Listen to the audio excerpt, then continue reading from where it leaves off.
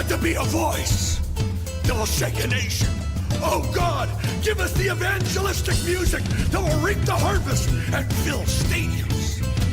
God, we're daring to believe for a revolution of sound that will rip open the heavens and shake history.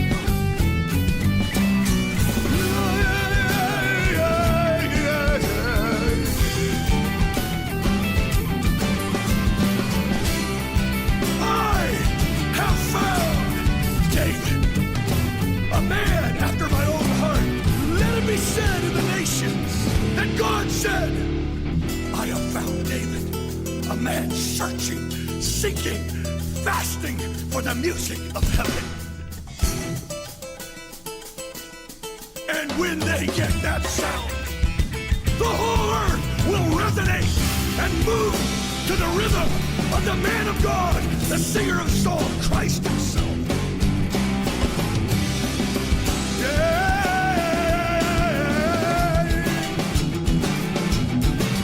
So we call him forth all over the land in the secret places of devotion. Burn in their heart and make them 10 times better. Make them 10 times better than the sounds of the earth. Hoje é uma noite especial, não por tradição cristã, mas por aquilo que esse momento revela.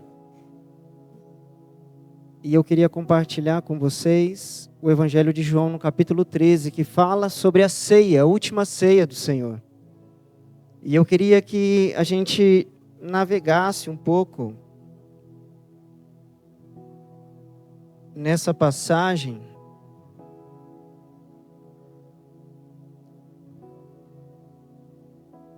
porque ela nos ensina muitas coisas importantes sobre a nossa jornada. O título da mensagem dessa noite é Chamados para Reconciliar.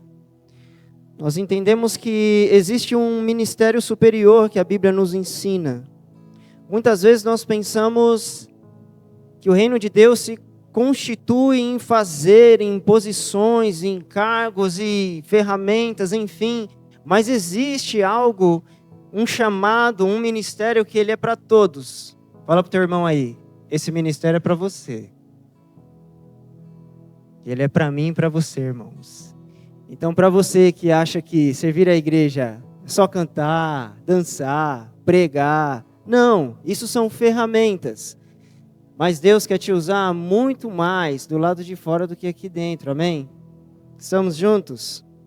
E eu queria falar um pouco sobre isso, mas como um pano de fundo, eu queria ler com vocês o Evangelho de João, capítulo 13, a partir do verso 1.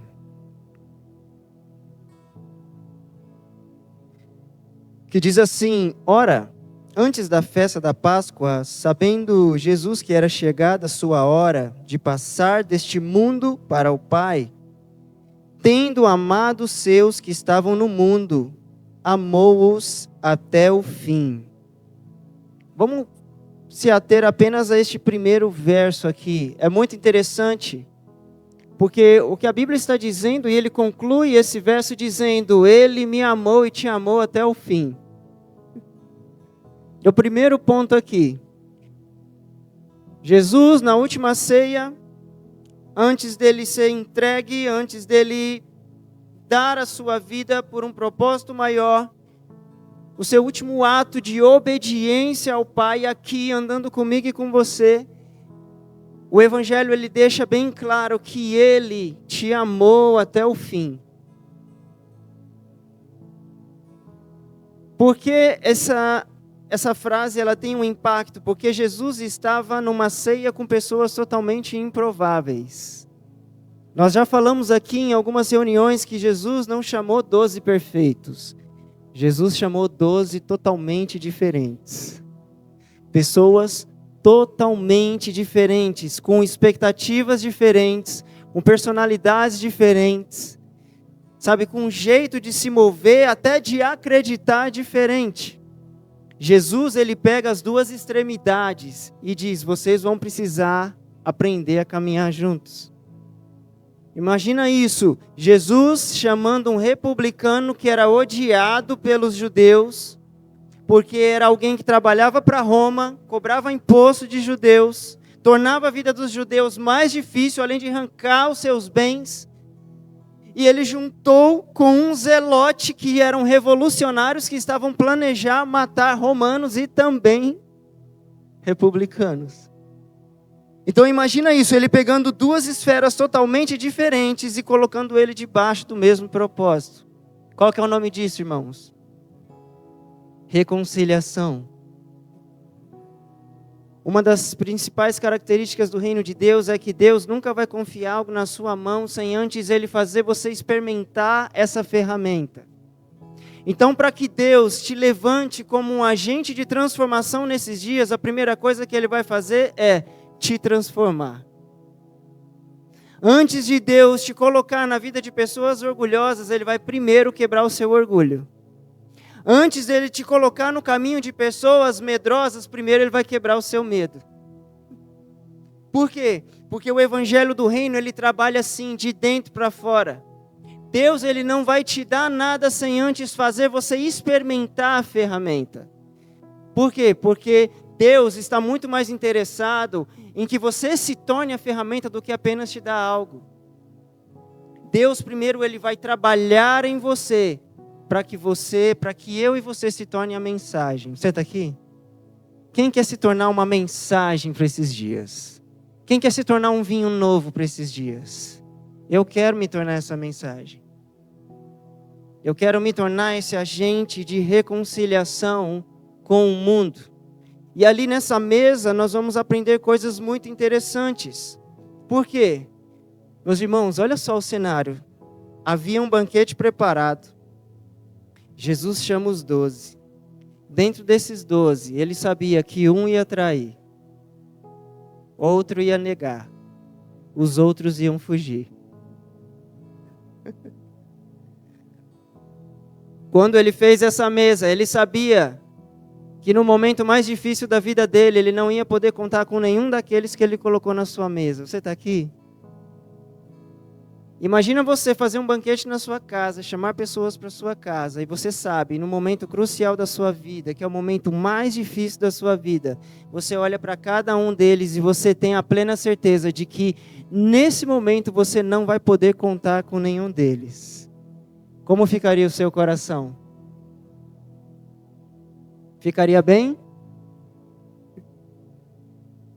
Só que essa é a graça do Evangelho. Esse é o poder das boas novas. Porque Jesus não estava olhando para a reação. Jesus não estava olhando para eles naquele momento. Jesus não estava olhando para eles no momento da cruz. Jesus já estava esperando eles lá do outro lado. E a palavra diz que depois da ressurreição, ele vai atrás de 500 pessoas. 500 pessoas. Mas em Atos 2 diz que dessas 500 pessoas, quantos tinham lá? 120. Imagina você, mesmo ele sabendo de tudo isso, ele não desistiu. Por quê? Porque existia um propósito maior. E esse propósito, ele precisa mexer comigo e com você. Então, quando ele fala na mesa, fazer isso em memória de mim, é o que nós vamos participar hoje. Ele está dizendo não apenas o que eu fiz na cruz, mas aquilo que eu coloquei nas mãos de você. Uma missão que vocês estão carregando, que é depois da cruz. Fala para o teu irmão, a cruz é uma porta, onde eu e você precisa passar. Ixi, apertou. Agora ficou baixinho, eu não entendi. A cruz é uma porta. Vamos lá, mais uma vez, irmãos, vem comigo. Vocês estão comigo? Vocês estão com frio ou estão com calor? Está com calor? Glória a Deus. Fala para o teu irmão, a cruz é uma porta. Nós precisamos passar. O Senhor precisa trabalhar de dentro para fora, comigo e com você. E olha só, no verso 2 diz assim: durante a ceia, tendo já o diabo posto no coração de Judas Iscariotes, filho de Simão, que traísse a Jesus, Sabendo este que o Pai tudo confiara às suas mãos e que ele viera de Deus e voltava para Deus, levantou-se da ceia, tirou a vestimenta de cima e tomando uma toalha, cingiu-se com ela. Depois, no verso 5, deitou água na bacia e passou a lavar os pés aos discípulos e a enxugar-lhes com a toalha com que estava cingido. Aqui a gente vê duas coisas bem interessantes. A Bíblia diz, amou-os até o fim. O Senhor é como se o pai estivesse testando o filho a todo momento. Amou-os até o fim. A primeira coisa que se manifesta, Judas. Presta atenção. Jesus sabia quem era Judas e mesmo assim não tirou ele da mesa. O que tirou Judas da mesa foi a sua intenção. Foi o seu coração. Por quê? Porque a mesa não expele, ela convida. Amém? E é um convite essa noite. Essa noite é um convite. Então duas coisas acontecem. A primeira, o traidor, ele se revela, levanta e ele sai de lá. Jesus, ele não se abala, mas ele vai além. Diz que ele levanta, ele pega e ele cinge. E ele se prepara para servir os seus discípulos. Ele pega uma bacia com água e ali naquele momento ele vai fazer algo que culturalmente quebra todos os paradigmas. Jesus, ele vai lavar os pés dos seus discípulos. Como a gente sabe, não havia ruas pavimentadas, amém? Era um povo do deserto, irmão. Sandalhão, terra no pó, o tempo todo. Então tem a ceia. Normalmente havia uma pessoa específica para fazer isso, mas Jesus diz para essa pessoa, não, aqui sou eu. Esse momento tem a ver comigo.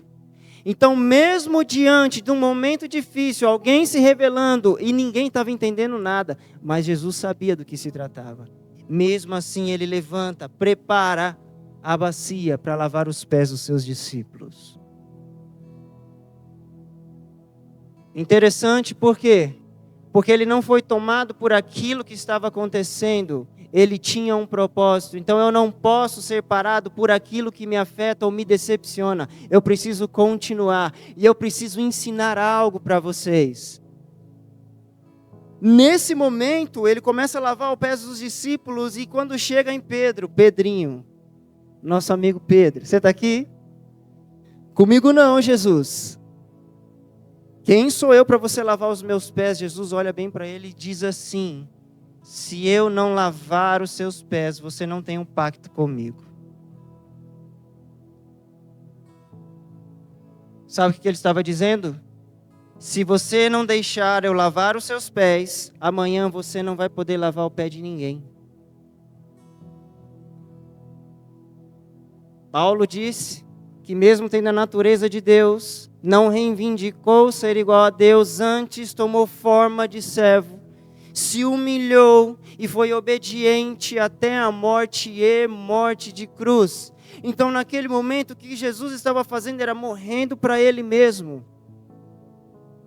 Estava começando a passar por esse lugar, porque Ele diz, o Filho do Homem não veio para ser servido, Ele veio para servir. Então Ele está falando para Pedro, Pedro, você precisa entender o que eu vim fazer, porque amanhã você também vai fazer. Eu não vim para julgar. Eu não vim para definir quem vive e quem morre, eu vim para salvar. E a porta de salvação, ela começa pelo serviço, eu vou servir a vocês. Agora vamos voltar para o cenário. A quem ele estava lavando os pés? Aquele que no momento mais difícil da vida dele, ia fingir que não o conhece. Você já parou para pensar que no coração de Jesus não poderia ter nenhuma sombra de variação, senão a sua entrega não seria completa? Em outras palavras, Jesus não poderia sentir nenhuma vírgula de raiva de nenhum deles, irmão. Quem já tropeçou aí? Quem já bateu o dedo mindinho no pé da cama? E aí, Caião, como é que foi? Qual foi a reação das melhores? A cama ganhou vários nomes? Meus irmãos, eu trabalhei numa companhia aérea, American Airlines, e era um setor de bagagens. E eu só cuidava da parte de bagagem extraviada e bagagem danificada. Então, bom dia era quando eu tinha sorte. Normalmente a minha mãe entrava na história sempre. Bom dia! Só se for para vocês. E toma. Sempre assim, sempre assim, sempre assim. Sabe, eu até brincava. Quando era inglês, o pessoal falava, você não está achando ruim não? Eu falava, não está falando na minha língua, vamos relevar. Agora, quando vinham uns irmãos brasileiros, sabe, às vezes queria até xingar inglês. Falava, você chegou na terrinha, baixa a bola aí. Mas aquilo incomodava, porque a gente se incomoda com o que nos ofende, seja grande ou seja pequeno. Só que a grande questão é que Jesus precisava ser perfeito em todos os seus caminhos. Você está aqui? Ele não poderia ter a reação que eu e você tem quando alguém nos chateia, quando a gente planeja algo que não dá certo, quando a gente se frustra. Até em meio à frustração, o coração dele precisava ser inteiro. Então o fato dele lavar os pés dos discípulos, incluindo Pedro, que ele sabia que ia negá-lo, e nesse diálogo, nessa mesma mesa, depois desse lava-pés, Pedro está ali, não, estou contigo, nessa mesma mesa, Jesus fala, você vai me negar 3 vezes, cara. Só que antes dele falar, você vai me negar, primeiro eu já lavei os seus pés. E disse, eu tenho um pacto com você. Mesmo sabendo que daqui a pouco você vai quebrar o seu pacto comigo. Sabe por quê? Porque eu sou o mesmo ontem. Eu sou o mesmo hoje. Eu sou o mesmo eternamente. Sabe por quê? Porque dentro de mim não tem sombra de variação. Então, Pedro, o que eu estou te ensinando é, quando o Pai olhar para você, Ele não pode ver Pedro, Ele não pode ver Paulo, Ele não pode ver o Fábio. Quando meu Pai olhar para vocês, Ele precisa me ver. Ou seja, você precisa morrer todos os dias. Fazer isso em memória de mim. Não é apenas comer o pão e tomar o cálice. Fazer em memória de mim é lembrar que precisamos morrer com Ele, para que a gente ressuscite com Ele.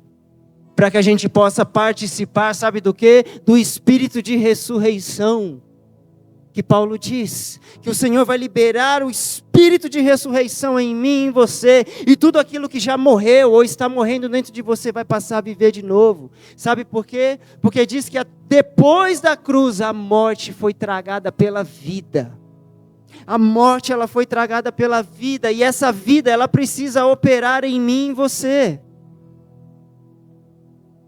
É por isso que esse cenário da última ceia, ela vai trabalhando muitos aspectos na vida dos discípulos, mas principalmente na vida do próprio Jesus. Porque ele precisava se tornar aquilo que ele estava dizendo. Pedro, eu estou lavando os seus pés, porque eu sou um com você, independente de você. E é por isso que logo no primeiro verso a gente vai ler, Deus nos amou até o fim, apesar de nós. Às vezes eu me pergunto, Deus, por que você me ama? Porque se eu olhar para mim, olha, apesar de mim, eu mesmo não boto uma fé. Mas o Senhor continua olhando para você e te amando até o fim. E é um convite, e esse convite a essa mesa, ela vai gerar transformação. Ela vai, em primeiro lugar, revelar quem você é. Quem tem coragem de se revelar para o Senhor? Nós já falamos sobre isso, quando Isaías viu a orla das vestes enchendo o templo, o que aconteceu com ele? Seus olhos se abriram. E o que ele viu? Ele viu a ele mesmo. Diante do rei, a primeira coisa que você vai ver é quem você ainda não é. Só que o rei não está olhando para aquilo que você é hoje, porque ele não morreu por aquilo que nós somos hoje. Ele morreu por aqueles que nós vamos nos tornar. Foi para esse, quando ele estava naquela cruz, ele estava olhando para você pronto. Não no processo, você pronto. E ali o que não fez ele desistir foi, eu estou olhando e eles vão chegar. Eles vão crer, eles vão se render, eles vão entender os processos, e eu sei que vai doer, mas está doendo também para mim, não está sendo fácil, mas eu também os lembrei disso. Tem de bom ânimo, porque eu venci o mundo, e vocês vencerão também. Quando a gente pensa vencer o mundo, o que vem na nossa cabeça? É aquela conta que eu não consegui pagar, é aquela coisa que eu preciso comprar, mas eu não tenho como. É muito mais do que isso. Quando ele fala, eu venci o mundo, eu venci todas as coisas. Eu venci até aquelas coisas que parecem ser muito boas. Amém? Eu venci até aquilo que parecia ser bom, mas ia me colocar fora do propósito. Por quê? Porque a minha comida e a minha bebida é fazer a vontade do meu Pai. Você está aqui? João no capítulo 13. Vamos pular para o verso 31.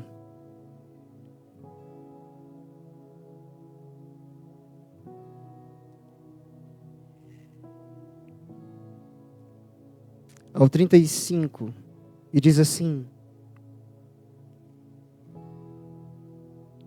quando ele saiu, disse Jesus, agora foi glorificado o Filho do Homem, e Deus foi glorificado nele. Se Deus foi glorificado nele, também Deus o glorificará nele mesmo, e vai glorificá-lo imediatamente. Filhinhos, ainda por um pouco estou convosco, buscar-me-eis, e o que eu disse aos judeus também agora vos digo a vós outros, para onde eu vou, vós não podeis ir. Verso 34, mas um novo mandamento vos dou, que vos ameis uns aos outros, assim como eu vos amei, que também vos ameis uns aos outros. Verso 35, nisto conhecerão todos que sois meus discípulos, se tiverdes amor uns com os outros. Então olha só, Jesus está num cenário que está apontando para um momento muito difícil da vida dele, diante de pessoas que não vão corresponder à expectativa daquele momento dele. E olha o que ele está trabalhando. E ele traz algo e ele chama isso de um novo mandamento. Sabe por quê? Porque até então o mandamento era amar o próximo como você se ama. E qual é o problema disso? É que nós definimos padrões de amor. O que é amar o próximo quando eu me amo? Quando você me encaixa naquilo que eu gosto de amar. Quando você é aquilo que eu não gosto de amar, então eu não vou te amar. Então eu não vou andar com você, eu não vou ouvir você. Eu não vou te perceber. Quando você precisar de mim, não conte comigo. Por quê? Porque você não se tornou alguém amável aos meus olhos. O que Jesus está dizendo? Ame como eu amo. Quebra o padrão. Foge daquilo que você constrói para você mesmo. Aquilo que você decide amar. O que ele está dizendo? Ame aquele que é totalmente diferente de você.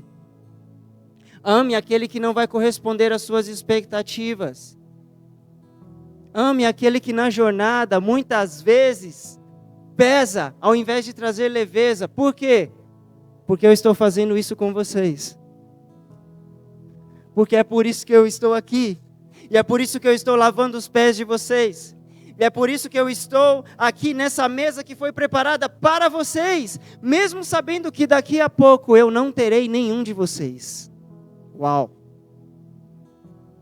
Mesmo sabendo que eu não terei nenhum de vocês. Mas Jesus não estava olhando para aquele momento. Jesus estava olhando para um ministério que é muito mais excelente.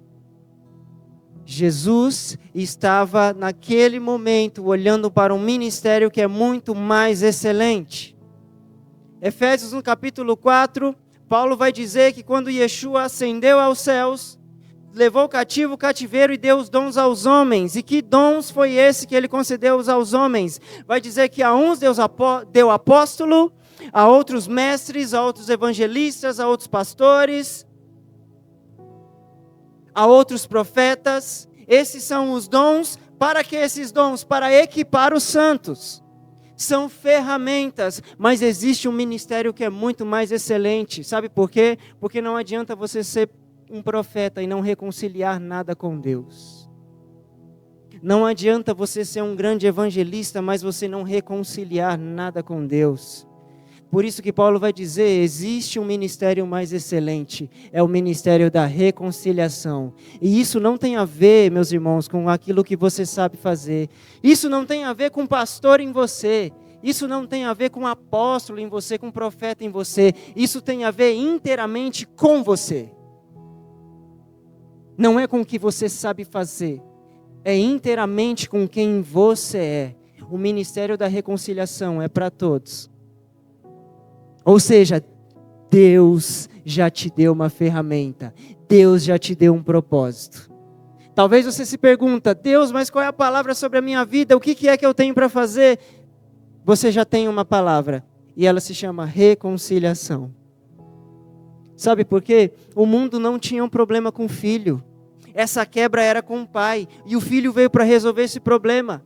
O filho, ele veio para pegar na minha e na sua mão e nos trazer de volta para a casa do nosso pai. E ele começa isso, numa mesa.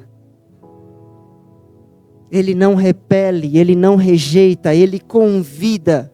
Por isso, eu torno a dizer, essa noite é um convite para mim e para você. Yeshua, mesmo sabendo que Pedro negaria, ele decide lavar os seus pés. Então ele está nos ensinando que se mover no reino de Deus começa o quê? De dentro para fora. Sempre de dentro para fora. E quando nós falamos que começa no interior, não é naquilo que é visto. Porque às vezes a gente quer apresentar para Deus somente aquilo que é bom. Sim ou não? Quando você conhece alguém, você vai de cara mostrar os seus defeitos? Sim? Ou não? Quem é o corajoso aí? Não, eu já mostro logo o defeito. Já porque eu já mostro para saber, para saber como que eu sou. É assim? Você sempre é o melhor amigo. Você sempre é o melhor irmão. Você sempre é o parceirão. Você sempre é aquele, não e tal. Por isso que a palavra diz que na alegria tem os amigos, mas na tristeza que nascem os irmãos. Por quê? Porque quando a gente fala de irmão, aquela pessoa está crescendo com você. Ela sabe. Ela conhece seus defeitos, ela conhece as suas birras, ela conhece os seus medos. Meu irmão sabe muitas coisas sobre mim, que vocês, amigos, não sabem, porque crescemos juntos. Ele sabe quem eu sou. E esse é o ponto. Porque a nossa visão, ela precisa ser transcendental. O que é uma visão transcendental? Eu vejo Deus em você, apesar de você. Eu sei aonde Deus quer te levar, apesar de você. Mas hoje nós estamos sendo ensinados ao quê? Olha para o externo, julga o que é o externo. Nossa, fala bem, se veste bem, tem muita coisa. Esse é de Deus. Não, irmão. Deus não vê como o homem vê. Quando Samuel vai até a casa de Jessé, porque Deus queria levantar um rei segundo o seu coração, não segundo a aparência. Samuel, ele já olha para o filho mais forte e fala, esse é o cara. Por quê? Porque esse cara, ele tinha o mesmo arquétipo de Saul, um rei que Deus rejeitou. E Saul foi um cara escolhido pela aparência, porque da tribo de Benjamim ele era o cara mais alto e o cara mais forte, sabia disso? Quem será o nosso rei? Então quando eles tiraram na sorte, e a sorte caiu sobre a tribo de Benjamim, o cara mais forte, mais bonito de lá, era Saul. Esse vai ser o nosso rei. Por quê? Porque, olha só, esse é o cara. Então a mente de Samuel estava viciada, segundo a escolha do povo. Quando chega na casa de Jessé, uau, é esse aqui. Deus fala assim para ele, ei, não é esse. Ah, então vou pegar aquele que é um pouco menor, mas continua no padrão. Também não é esse. Passa mais um, passa outro. Samuel, olhe como eu olho. Você está olhando como o homem vê. Eu olho para dentro. Jessé, está faltando mais alguém. Presta atenção, irmão. Jessé, está faltando mais alguém. Jessé tinha um filho, considerado filho da vergonha. Vivia como um escravo, pastor de ovelhas. não vivia com seus irmãos, vivia em meio às ovelhas, a ponto de escrever um salmo para o Senhor, dizendo que ainda que meu pai e minha mãe me abandonem, todavia o Senhor não me abandonará. Davi foi o primeiro cara a chamar Deus de Pai. Davi descobriu um pai, mesmo abandonado pela sua casa. Mas sabe o que Deus estava querendo fazer com Davi? Reconciliar Davi ao propósito. Porque Deus não vê como nós vemos. Nós julgamos muitas coisas. E parece que a nossa vida, ela sempre chega nesse ciclo de julgar, de julgar e de julgar. Só que isso vai nos adoecendo. E Jesus está dizendo, olha, eu coloquei vocês nessa mesa e eu não vou julgar nenhum de vocês. Pedro, você vai me negar, Pedro. Essa coragem toda, essa banca toda que você está colocando, que a sua aliança comigo é inquebrável, que não importa o que eu passe, você vai comigo, Pedro. Não vai ser assim. Não vai ser assim, Pedro. Todavia, eu vou te amar até o fim. E essa é a beleza do Evangelho. Por quê? Porque o Senhor nos deu um ministério, irmãos. Deus já está colocando um ministério na sua mão. E quando nós estamos diante da mesa e fala, olha, tome em memória de mim, está falando exatamente isso. Nós temos um propósito. Você, presta atenção, você não é um improviso de Deus nessa terra. Você não é um improviso de Deus nessa terra. Existem lugares e pessoas que só vão conhecer ao Senhor através da sua vida, porque Deus já olha para você e já vê você nesses lugares. A questão é, eis-me aqui, Senhor, cadê você? Eis-me aqui, Senhor. Mas Rose, o que você está falando? Isso está na Bíblia. Vamos lá, 2 Coríntios, capítulo 5.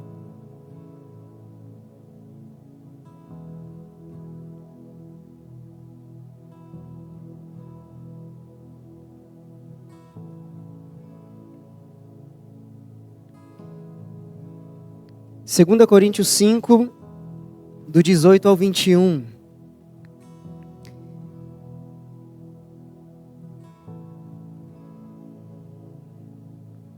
Amém? Eu vou ler, tá? Ora, tudo provém de Deus, que nos reconciliou consigo mesmo, por meio de Cristo. E nos deu o quê? O ministério da reconciliação, a saber, que Deus estava em Cristo reconciliando consigo o mundo, não imputando aos homens as suas transgressões, e nos confiou a palavra da reconciliação. Olha só o que Paulo está dizendo aqui, que através de Cristo, o Pai estava reconciliando eu e você para junto dele, mas não só isso. Deus te tornou participante desse ministério. Deus não estava apenas falando, olha, volte para mim. Muito mais do que isso, agora eu estou fazendo de você uma ponte para que outros voltem também. Amém? E como eu falei, o reino ele sempre trabalha de dentro para fora. Nós só vamos nos tornar agentes de reconciliação quando nós formos reconciliados. E o ponto é, se reconciliar com Deus é também se reconciliar uns com os outros. Nós precisamos quebrar essa distância, porque foi isso que ele fez. Jesus já estava quebrando a distância ainda que ela não tinha acontecido. Quando ele disse para Pedro, Pedro, calma, apesar de você, eu tenho um pacto com você.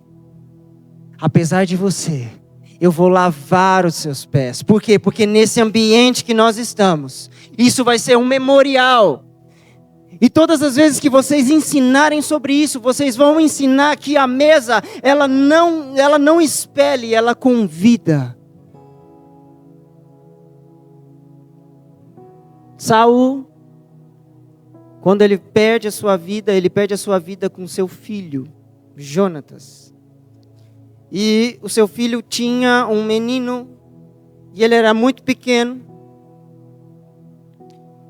E na fuga, a babá, vamos dizer assim, a pessoa que estava cuidando do menino vai fugir porque a terra já estava sendo invadida. E ali ela tenta salvar o menino cai no chão, quebra a sua coluna e não movimenta mais as suas pernas. Ela foge com o menino para uma terra que se chama Lodebar. Que terra era essa, cara? Era uma terra que só tinha coisa ruim. Sujeira, pobreza, vergonha. Era uma terra onde, cara, se tá lá é muito ruim. Um dia Davi está reinando e algo acendeu dentro do coração de Davi. Por quê? Porque Davi tinha uma aliança com o pai de Mefibosete. E algo começa a mexer dentro dele. Ele fala, cara, eu preciso saber se tem alguém ainda da casa de Saul para que eu possa honrar. Meus irmãos, olha só que quebra de paradigma, porque sempre quando uma tribo, ela assumia o reino, para que não houvesse nenhuma reivindicação da outra tribo que perdeu, eles matavam todo mundo. Para que ninguém pudesse reivindicar o trono de novo. Então Davi, ele fica aqui pensando, cara, eu preciso honrar, por quê? Porque eu tinha um pacto com Jonatas. Ele era o meu irmão, ele era o meu amigo, nós tínhamos um pacto, eu preciso honrá-lo. Então alguém chega e fala, Davi, tem um filho dele que mora na cidade de Lodebar. Diz que Davi, ele prepara carruagens reais. Davi prepara muitas coisas e Davi manda pessoas até esse lugar. Meus irmãos, olha aqui para mim, imagina alguém chegando do reino de Davi, batendo na porta de Mefibosete, dizendo, o rei mandou alguém aqui. Qual é a primeira coisa que Mefibosete vai pensar? Ele veio terminar o serviço. Por quê? Porque eu sou o último de Benjamim. Eu sou o último da casa de Saul. Davi veio me exterminar. Presta atenção. Aquilo que para ele era morte, ele ouviu da outra pessoa. Nós não viemos para te matar. Isso daqui é um convite. A lei dizia que os coxos não poderiam se assentar à mesa. Davi não só trouxe Mefibosete, Davi colocou Mefibosete na mesa. Sabe por quê? Porque a mesa esconde a tua vergonha. Mefibosete se achava indigno de estar diante do rei, mas diante do verdadeiro rei, ele não vai olhar para o seu problema, porque ele está olhando através de você. Davi não olhava para a limitação de Mefibosete. Davi estava olhando para a aliança que ele tinha com o pai dele.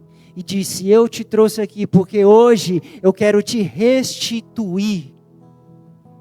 Eu quero te restituir. Eu não te chamei para te humilhar e eu não te chamei para te matar. Eu te chamei para te restituir. Porque a mesa não destrói, a mesa constrói.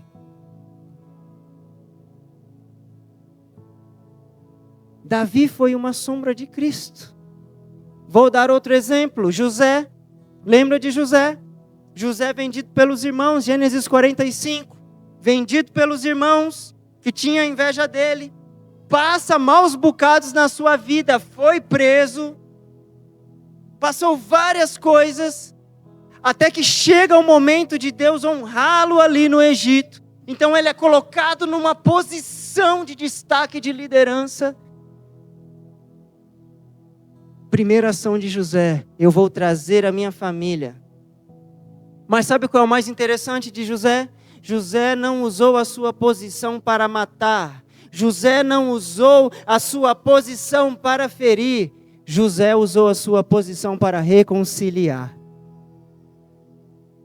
José era quem? O ofendido. Mas ele não usou a sua posição para se vingar. Ele não usou a sua posição para construir muros. Muito pelo contrário. Eu vou usar a minha posição para construir pontes. O meu pai ainda vive? Olha que interessante. Sim, o meu pai ainda vive. O nosso pai ainda vive. Traz ele para cá. Por quê? Porque aonde eles estavam em crise, estavam passando fome. Então ele venceu aquele coração ofendido e trouxe salvação para sua casa, irmãos. Irmãos, foi um processo. A palavra diz que José chorava tão alto no palácio que todo mundo ouviu. Você acha que não doeu?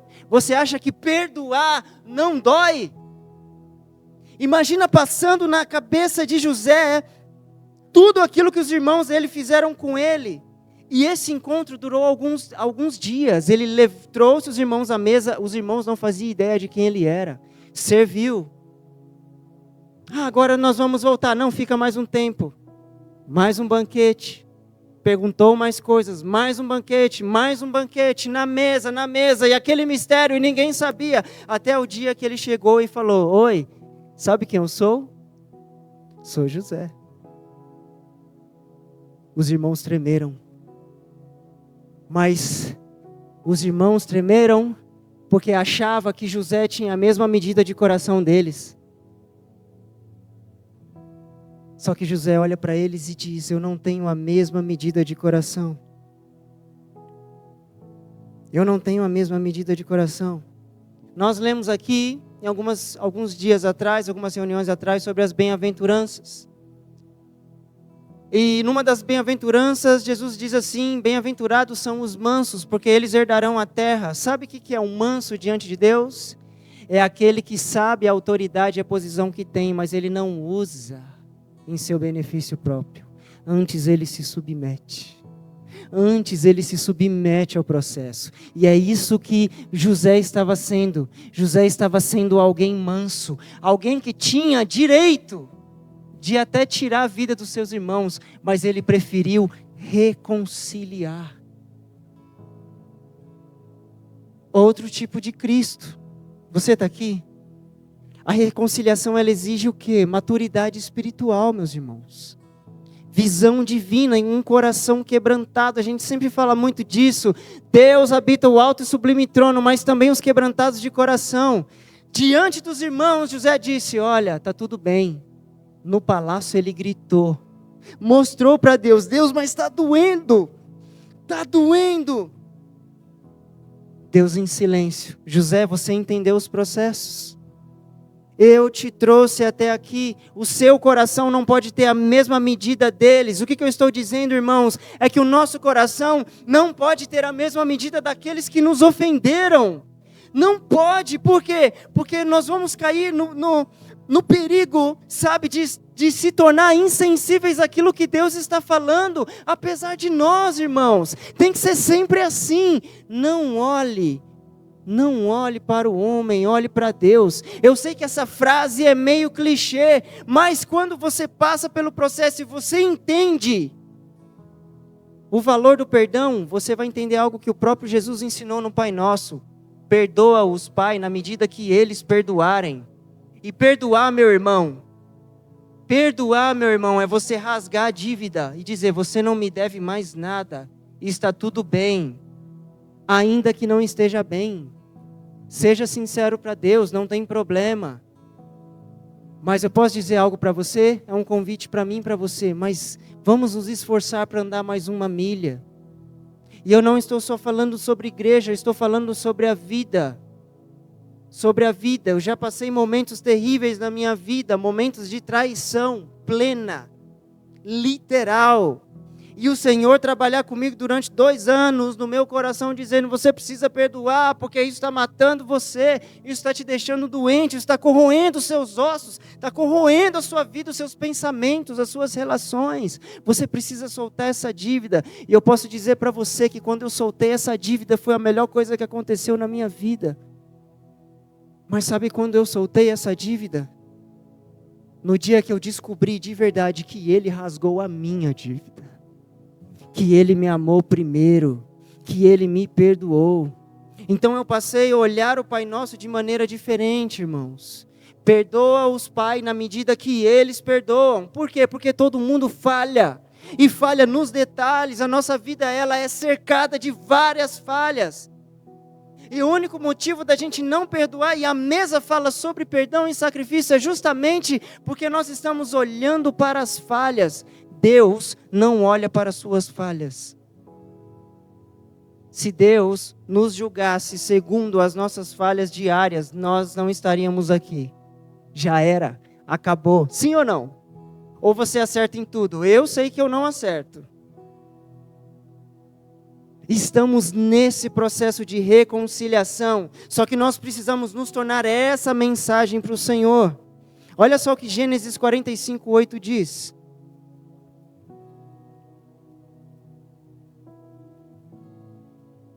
Gênesis 45:8. Vamos ler juntos? Amém?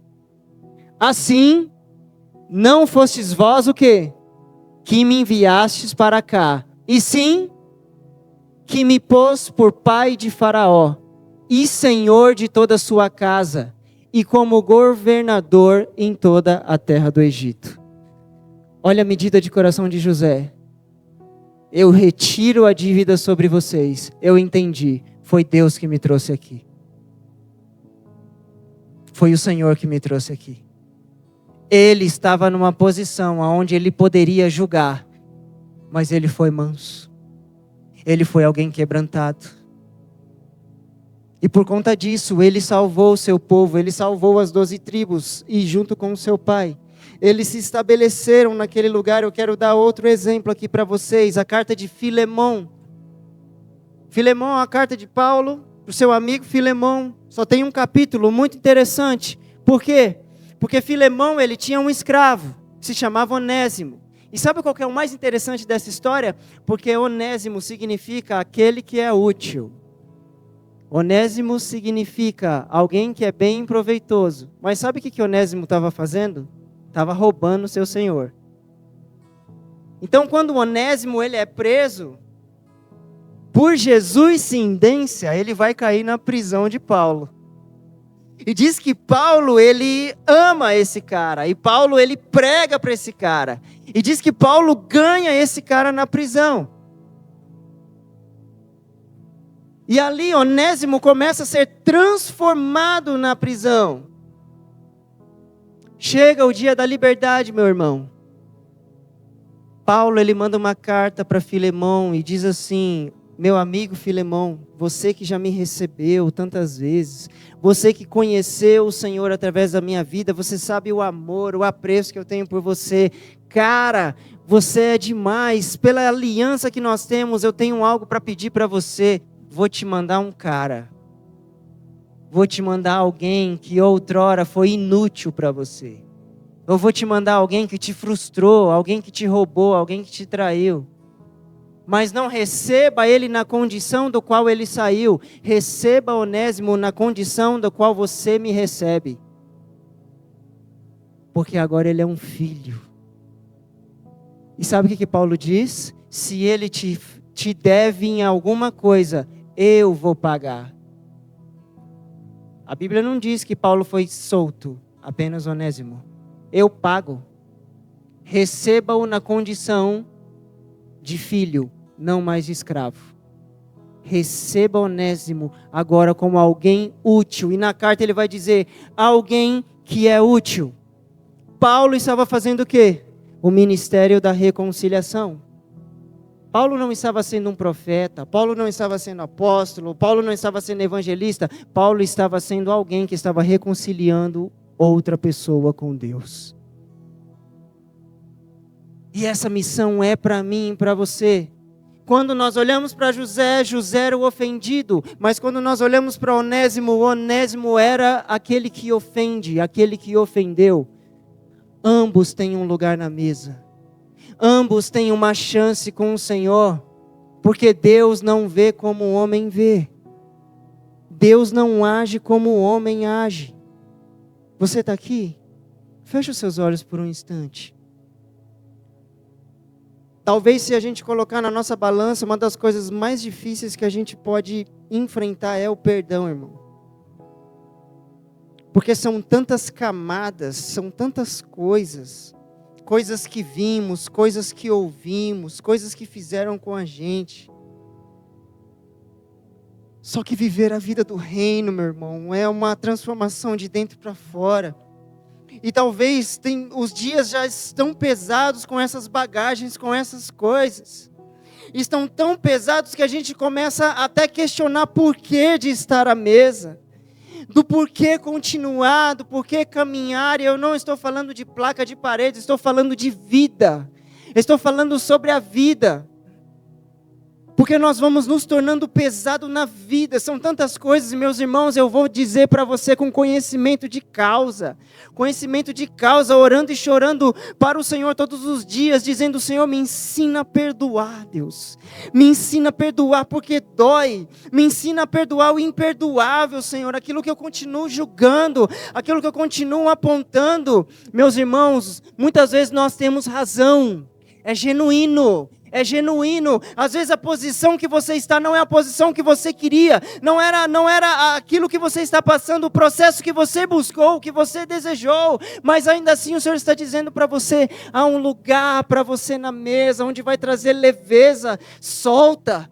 Deixa isso que está te matando. Deixa eu curar você. Deixa eu tocar você. Independente da posição. Porque Deus pega do maior ao menor.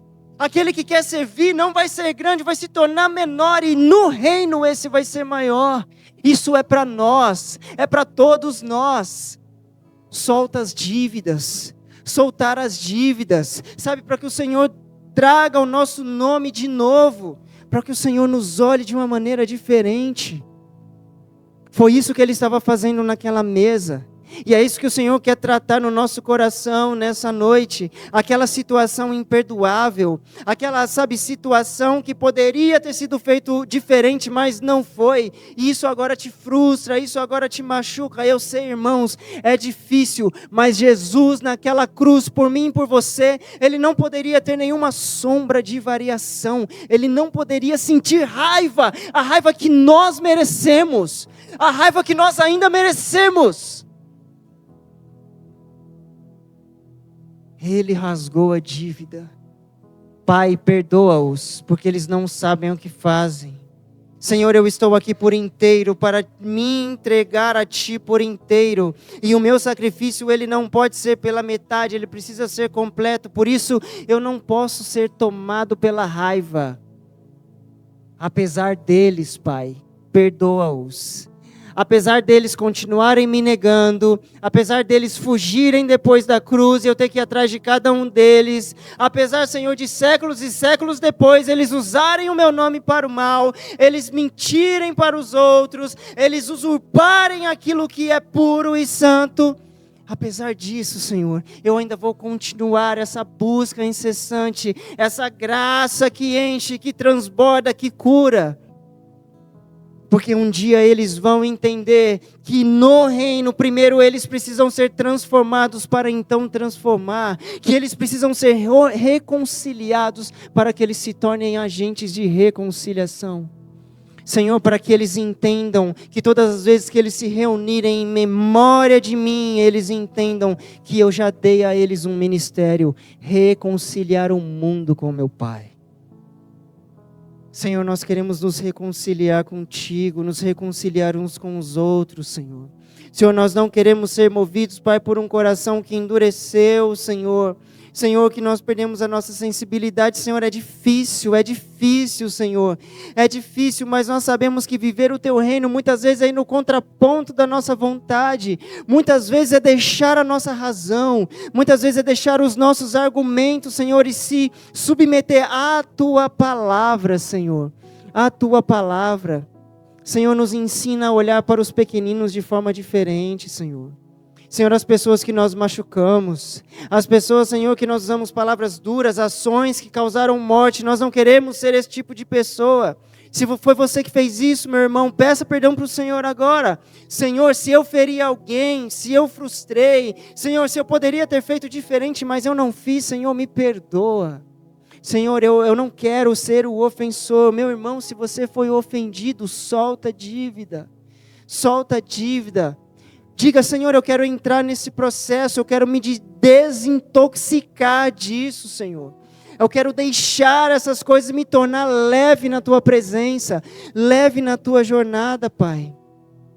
Senhor, esquadrinha o nosso interior. Esquadrinha cada parte, Senhor, do nosso ser, Senhor. Cada parte, Senhor, de nós, os nossos pensamentos, os nossos sentimentos, Senhor. Senhor, nós entendemos, como nós aprendemos na última reunião, há estações para todas as coisas. Nós entendemos, não é estação de quebrar, não é estação de arruinar, é estação de juntar, é estação de construir. Senhor, de trazer as coisas de volta para o lugar, aquilo que está fora do lugar. Por isso nós denunciamos tudo aquilo que se levanta para quebrar, para dividir. Nós queremos nos colocar diante do Senhor, Pai, para juntar, para construir, para edificar, Senhor. Por isso trabalha em nós. Senhor, trabalha em nós o arrependimento, Senhor. Abre os nossos olhos para que a gente possa ver, Senhor. Para que a gente possa ver onde nós estamos falhando na nossa família, no nosso trabalho, nas nossas relações, Senhor. Senhor, no nosso ministério, enfim, em tudo aquilo que o Senhor nos confiou. Pai, nós queremos ser pessoas reconciliadas com o Teu propósito. Nós queremos te dar uma resposta nessa noite, Senhor. Diga isso para o Senhor, meu irmão. Eu quero te dar uma resposta, Senhor, nessa noite. Senhor, eu quero perdoar quem me feriu. Eu quero ser ponte entre as pessoas, Pai. Senhor, eu quero usar os meus dons para capacitar a outros a viverem plenamente o ministério da reconciliação. Senhor, eu quero reconhecer que a posição que o Senhor me colocar não é para ofender, não é para destruir, mas é para edificar e plantar, é para unir, é para trazer graça, é para reordenar, Senhor. Por favor, Senhor. Por favor, Senhor. Nos reconcilia, Senhor, contigo mesmo. Trabalha em nós de dentro para fora, Senhor. De dentro para fora, Senhor. Nós queremos sim abraçar esse ministério superior. Senhor, tira toda a frieza, Pai. Toda a frieza, Senhor, que tem acompanhado os nossos dias. Toda a insensibilidade, nós queremos estar quentes diante do Senhor. Pai, tira as raízes de amargura. Começa a falar para o Senhor aí no seu lugar, meu irmão. Senhor, tira as raízes de amargura da minha vida. Tira as raízes de amargura, porque elas estão me envenenando. Nós não queremos ser envenenados por elas. Ah, Senhor, nos livra de nós mesmos, Senhor. Nós não queremos mais apontar A ou B, nós queremos apenas olhar para o Senhor, o autor e consumador da nossa fé, e crer que o Senhor está vindo ao nosso encontro, e crer que há uma mesa proposta a nós, Senhor, uma mesa que não olha, Senhor, para aquilo que somos agora, mas para aquilo que nós já somos no Senhor. Trabalha em nós, Senhor. Trabalha em nós, Senhor. Os dias são maus, mas nós não vamos, Senhor, nos render a esses dias. Nós vamos andar com esperança, a esperança que não decepciona, Senhor. Até o Senhor em sua direção, correndo em sua direção, Senhor. Essa é a nossa oração, Pai. Meus irmãos, eu quero convidar você a se colocar de pé aí no seu lugar.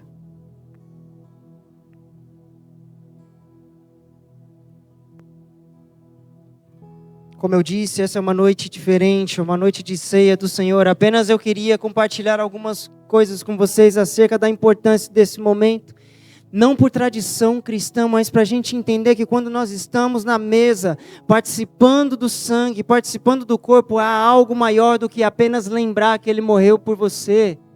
Mas é você entender que Ele te chamou para algo superior ao que você sente, ao que você acha. Que Ele te convida, é um convite para mim e para você, dizendo: na mesa há cura. Na mesa existe cura. Quero convidar a Lari, os diáconos, com os elementos, nós queremos orar e participar da ceia, irmãos. Feche os seus olhos ainda no seu lugar. Comece a falar com o Senhor, você mesmo. Você não precisa de um guia, você não precisa de alguém dizer o que você deve fazer ou não. Cada um sabe aquilo que está apertando, cada um sabe aquilo que ainda traz peso. Nós queremos ser transformados pelo Senhor e eu sei que isso custa muito, eu sei que isso é muito difícil, mas nós queremos estar diante do Senhor com os nossos corações puros, com as nossas mãos limpas, para que a gente possa acessar esse lugar.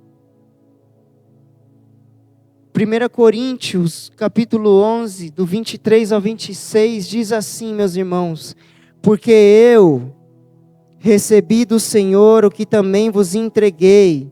Presta atenção que Paulo está dizendo aqui, que o Senhor Jesus, na noite em que foi traído, presta atenção, ele já coloca algo pesado, na noite em que ele foi traído, tomou o pão, e tendo dado graças, o partiu e disse: isto é o meu corpo que é dado por vós. Fazei isto em memória de mim. Por semelhante modo, depois de haver ceado, tomou também o cálice, dizendo: este cálice é a nova aliança no meu sangue. Fazei isto todas as vezes que o beberdes em memória de mim. Porque todas as vezes que comerdes este pão e beberdes este cálice, anunciais a morte do Senhor até que Ele venha. O que Paulo está dizendo, que isso aqui não é uma tradição, o que nós estamos fazendo aqui é até que Ele venha. Eu vou morrer para mim mesmo, eu vou morrer para as minhas vontades, eu vou me submeter ao Senhor, ainda que me custe. Isso precisa de coragem. Isso precisa de muita coragem, porque o que Paulo está dizendo é, na noite que ele foi traído, ou seja, Jesus tinha razão. Contudo, ele se submeteu à vontade do Pai. Pai, que seja feita a sua vontade. O cordeiro mudo, santo, inocente, puro, imaculado.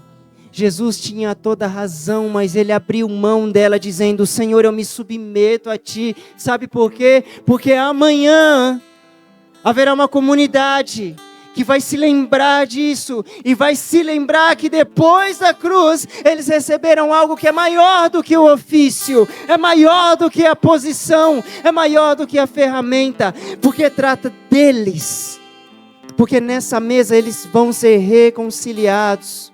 Meus irmãos, estendam suas mãos para cá, nós vamos orar pelos elementos agora.